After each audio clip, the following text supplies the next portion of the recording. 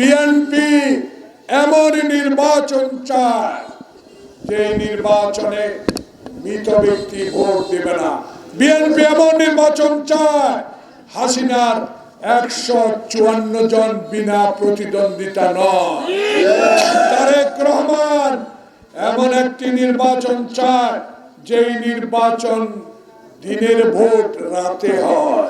তারেক রহমান এমন নির্বাচন চায় যে নির্বাচন 2024 সালে ভাইয়ে ভাইয়ে ডামে ডামে নির্বাচন করেছেন।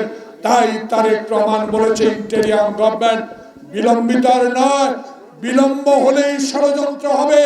তাই আজকে কিছু কিছু দল কিছু কিছু লোক আজকে বলা শুরু করেছে আগে সংস্কার, আগে ইউনিয়ন বোর্ডের নির্বাচন, ইউনিয়ন পরিষদের নির্বাচন।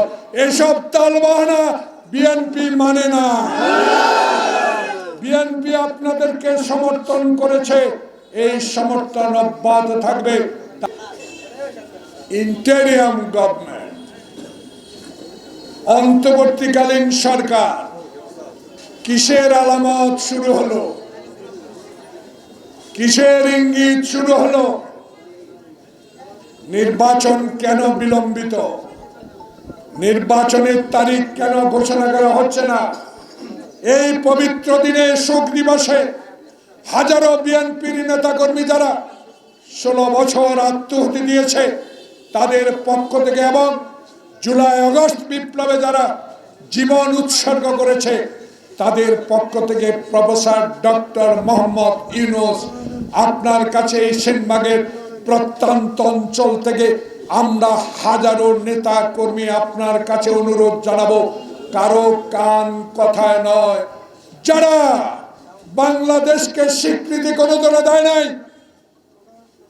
16ই বিজয় দিবস বলেন, স্বাধীনতা দিবস বলেন, কশিন কালো যাদেরকে কোনোদিন দেখা যায় নাই, আজকে তারা আবার ষড়যন্ত্রের হাত পেতে এই ইন্টেরিয়াম গভর্নমেন্টকে দোষারোপ করার হীন প্রচেষ্টা চালিয়ে যাচ্ছে।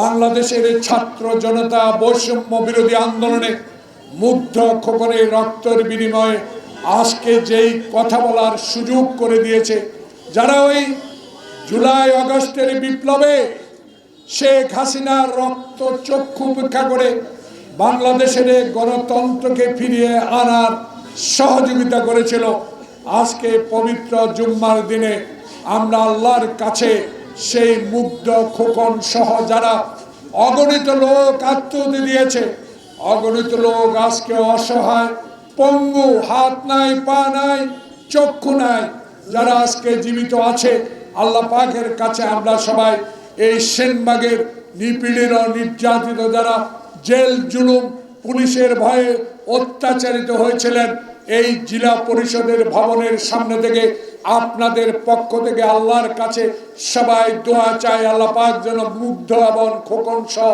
অগণিত যারা আত্মহতি দিয়েছে তাদের বেহেশতবাসী করে।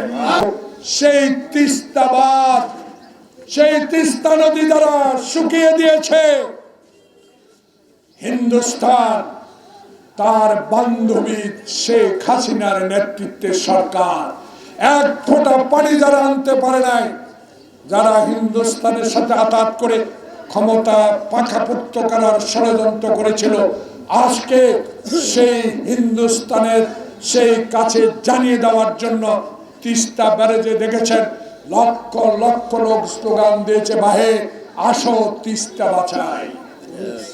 তারেক রহমানের এই সুন্দর এবং সুশীল বক্তব্যের জন্য জনগণ আজকে বাংলাদেশে তাকে অপেক্ষা করছে। তার জন্য এমন একটি নির্বাচন দিন যে নির্বাচনে জাতীয়তাবাদী শক্তি যারা বিগত হাসিনার রক্ত চক্ষু উপেক্ষা করে আন্দোলন করেছে সে সকল দলের নেতৃত্বে একটি নির্বাচন হবে।